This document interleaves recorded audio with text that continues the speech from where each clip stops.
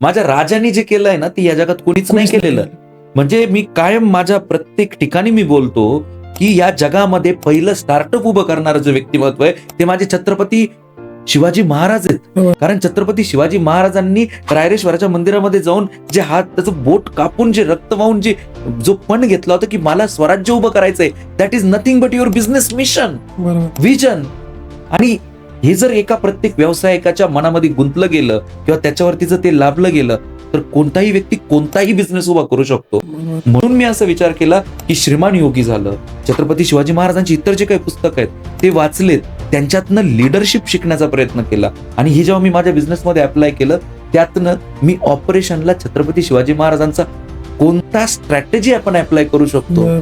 कारण कसं आहे ना, जर MBA करून जर मुलं बिझनेस करू शकत होता तर आज लाखोंनी MBA ढिगाणी पडलेत.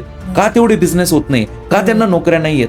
म्हणून छत्रपती शिवाजी महाराजांचाच सिलेबस जर आपण MBA BBA मध्ये आणला तर या उद्देशाने मी हे बिझनेस स्कूल चालू केलंय.